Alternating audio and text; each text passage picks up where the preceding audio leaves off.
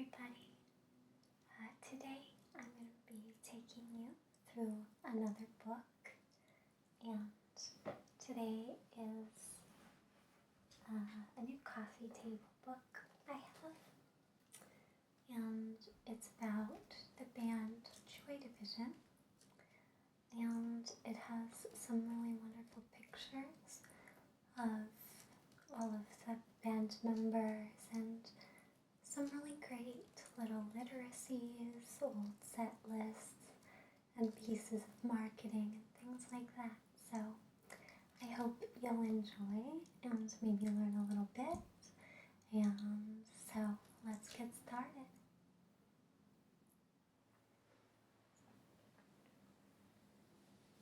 Founded in Manchester in the mid-1970s, Joy Division was a post-punk band that became extremely influential in their short time together.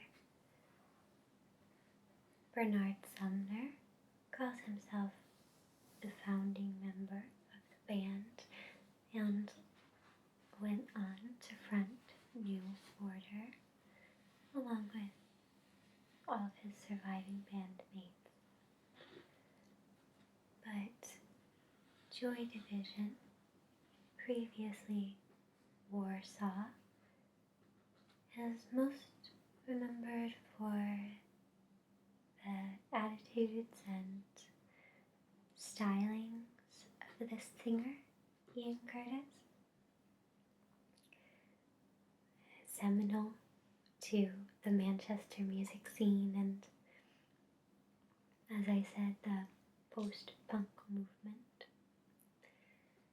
The band is often imitated with flat vocal pitch and melancholy themes. You may think of very popular bands like Interpol or The Editors.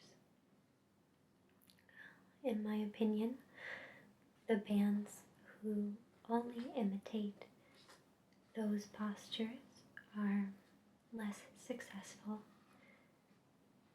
as I think arguably analogies and imitations of Ian Curtis's style of singing and his content are somewhat superficial if you're trying to recreate the magic of Joy Division. There are so many elements that made them who they were and continue to make the musicians who they are today. Peculiar percussion, orchestrated by drummer Stephen Morris, and sometimes recorded in total isolation,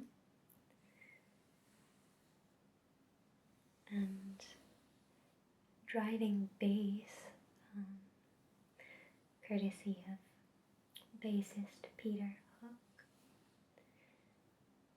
typify the sounds of Joy Division and New Order, and contribute substantially to the sound of the band, the mark of the band, the legacy of the band, and their full narrative. And Joy Division was a part of that story, but it's not the complete story. This book, of course, focuses on Joy Division, and you'll see a lot of pictures of Ian Curtis especially, but also get a sense of just how young all the boys were. They were boys playing in a band, and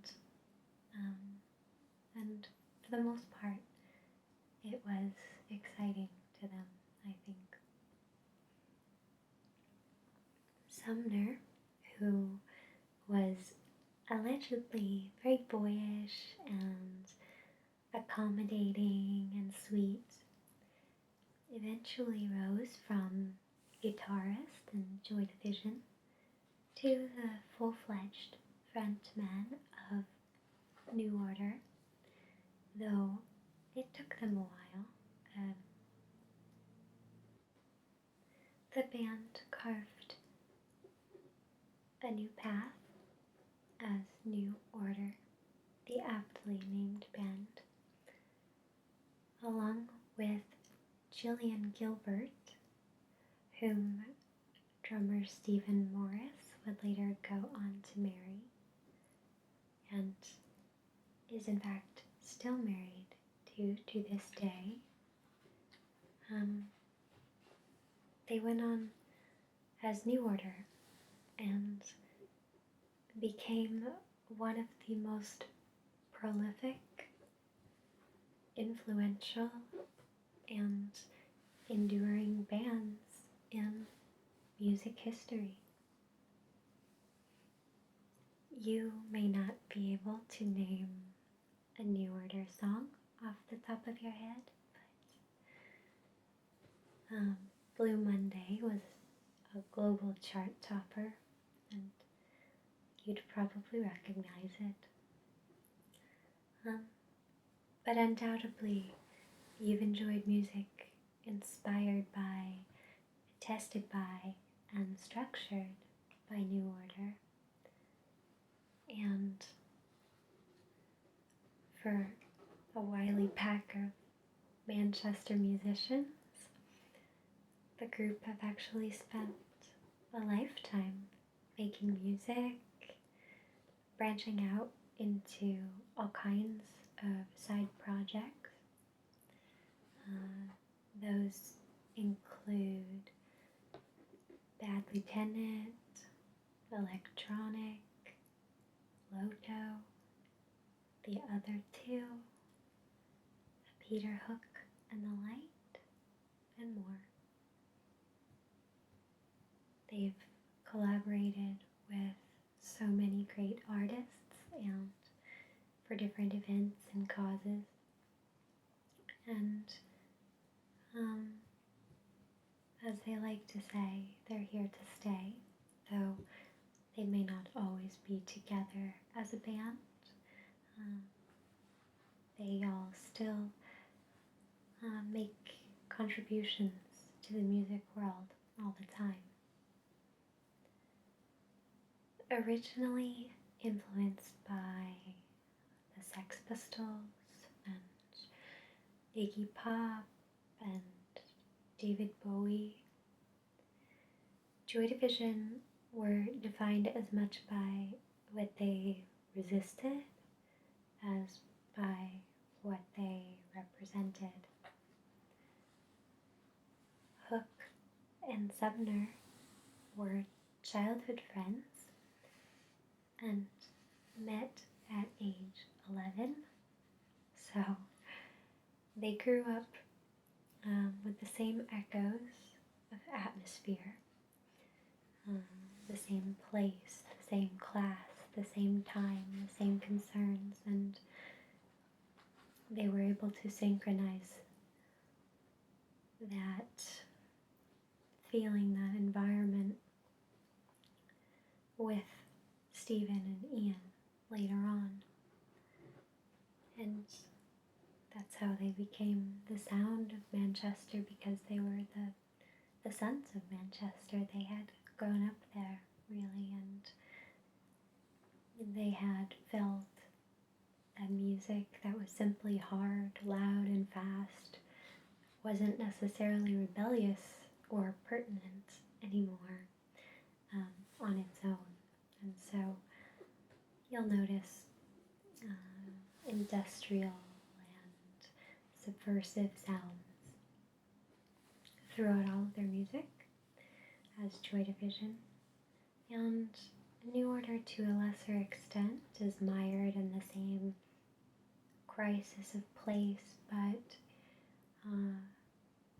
they still do returns similar themes and musical motifs, the same kind of vamping, the same patterns and cycles in their melodies.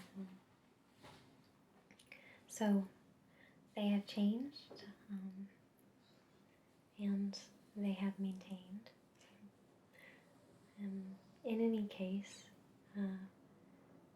they were able to precisely shape this voice and this zeitgeist that helped drive Factory Records and La Hacienda. And there were many, many other bands that benefited from their progress and who they also took inspiration from. So it was a very collaborative time in the Manchester music scene, and they really took it all in. Though Curtis completed suicide immediately before the band's first scheduled American tour, New Order as a band have traveled extensively around the world. I've had the pleasure of seeing them twice, once in Vancouver and once in Oakland. And I've also seen Peter Hook play with his band twice as well. And it always feels like a significant honor. The band has not always been together. They once had a notable breakup, and I think needed time apart, and they seem to find their way back together again and again. Peter Hook has not come back to the band, and in fact, he and Sumner most notably have argued over the years, and it would be difficult to say who launched the first salvo, as it were, but it's understandable that it's hard to understand. Not many of us are professionally, personally, tragically, and successfully linked to the same group of people our entire lives, and so I have nothing but respect for all of them, though I always hope for them to come back together. The current lineup of New Order does not include Peter Hook, but instead features some younger musicians alongside Sumner, Morris, and Gilbert. The band recently debuted a new song. I was lucky enough to hear them perform it live recently, and I'm so excited about it. They're in the studio right now working on a new album, and after hearing what they've got, I am excited. I think it may be a little bit of a return to their roots. But my hope, which is shared by many, is that one day Peter Hook might be able to return. His bass is sort of the heartbeat that I grew up to, and it's not really something that can be imitated. So, the subject may seem a bit macabre or tragic, but I take great solace in this as a tale of survival and fortitude. I often wonder what kind of man and what kind of musician Ian Curtis would have become, but like anyone who has lost a loved one too young and vital, I just try to celebrate the strength it takes to keep giving and to keep creating. Pain can be an end, or it can be a beginning.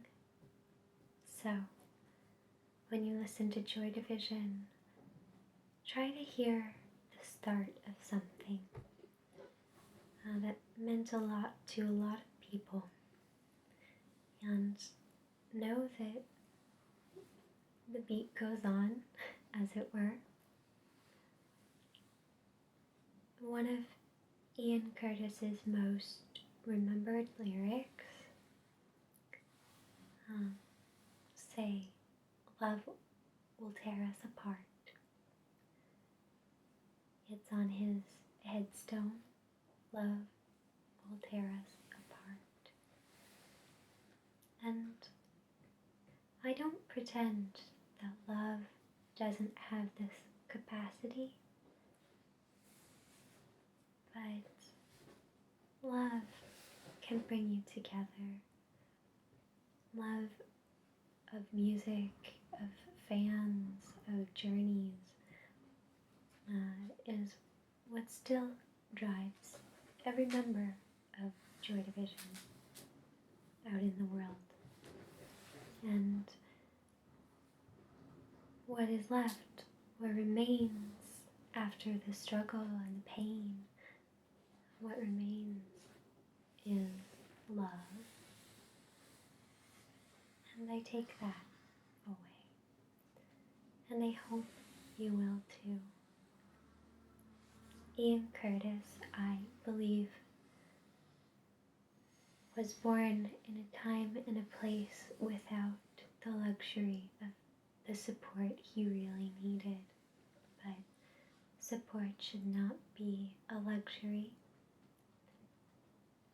And that's why you have to ask for support and you have to give support, even when someone doesn't ask.